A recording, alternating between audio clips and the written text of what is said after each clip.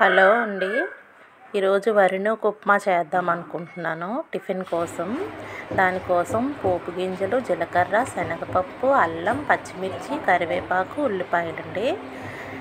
Next ఇదిగో చూడండి, శ్రీ లలిత బ్రాండ్ది rice రవ్వ వరినూక అని ఉంది చూసారా, ఇది 1/2 kg ప్యాకెట్ అండి. వరినూక అని ఉంటుంది, ఇది దొరుకుతుందండి, ఇప్పుడు అవైలబుల్ ఉంది. ముందుగా స్టవ్ మీద ప్యాన్ పెట్టి తగినంత ఆయిల్ వేయాలండి.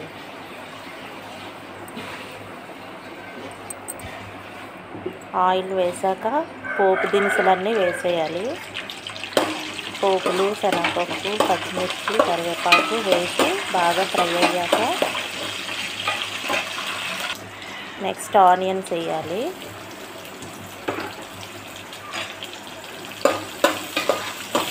రెండు బాగా ఫ్రై అవ్వాలండి.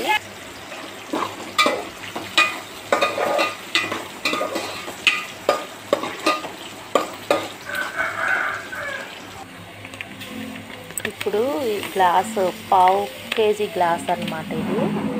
దీంతో కొలుచుకుంటే అంటే వాటర్ కోసం అన్నమాట. ఇది దీంతో నూక ఎంత ఉందో 1 గ్లాస్కి 2 గ్లాసెస్ ఆఫ్ వాటర్ అయితే సరిపోతుంది. నేనైతే 1.5 గ్లాస్ చేస్తున్నానండి. 1.5 గ్లాస్, ఇంకా అందులో 1/2 గ్లాస్ ఉంటుంది అన్నమాట. ఇలా దీంతో 2 గ్లాసెస్ అవుతుందండి. ఫుల్గా నీట్గా ఉంటుంది అన్నమాట, బ్రాండెడ్ కదా. ఇవ్వండి, చాలా టేస్ట్గా ఉంటుంది ఉప్మా టిఫిన్కి. అంటే వెంటనే మనకి ఇమీడియట్గా ఏమైనా లేకపోతే ఇది ఈజీగా చేసుకోవచ్చు, టేస్ట్గా కూడా ఉంటుంది. ఇదిగోండి, పోపు బాగా వేగిపోయింది.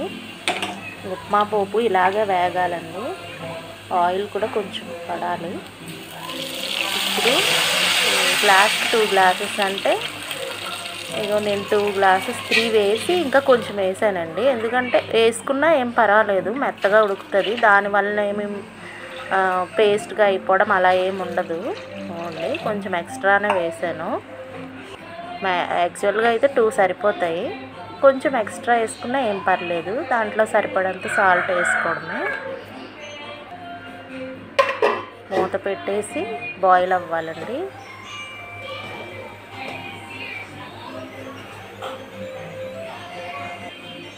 చూసారా, బాయిల్ అయిపోయి ఉంటాయి వాటర్. ఇదిగోండి, బాయిల్ అయిపోయాయి.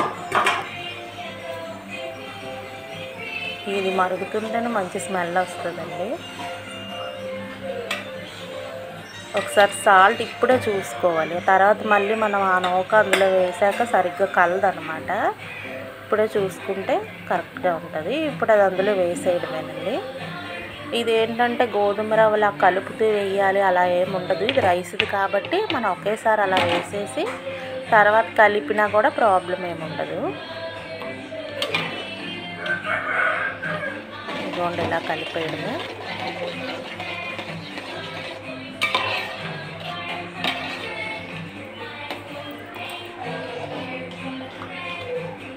ఇలా బాగా కలిపేసి లో ఫ్లేమ్లో పెట్టేసి మూత పెట్టేయాలండి, బయటికి ఆవిరి రాకుండా.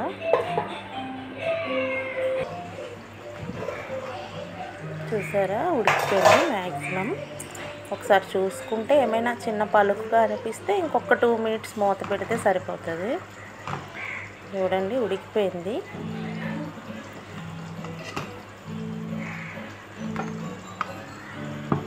ఒక 8-9 మినిట్స్లో ఉడికిపోతుందండి. ఎక్కువసేపు ఉంచక్కర్లేదు, అంతసేపు ఏం పట్టదు అసలు. ఇది రవ్వ కదా, తొందరగా ఉడికిపోతుంది. చాలా టేస్ట్గా ఉంటుందండి. ఇందులో పచ్చడి ఏమైనా మన నిలవ పచ్చడి ఉంటాయి కదా, అది వేసుకొని తిన్నా. మా ఇంట్లో పచ్చి ఆనియన్తో కూడా తింటారండి. చూడండి ఎలా ఉడికిపోయిందో, చాలా బాగుంటుంది. వేడివేడిగా అయితే ఇంకా బాగుంటుంది. ఇన్స్టెంట్గా చేసుకోవాలంటే ఇలాగా చూడండి, ఉడికిపోయింది, చాలా బాగుంటుంది.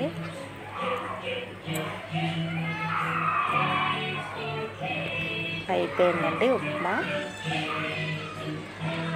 థ్యాంక్ యూ ఫర్ వాచింగ్ అండి. Bye bye.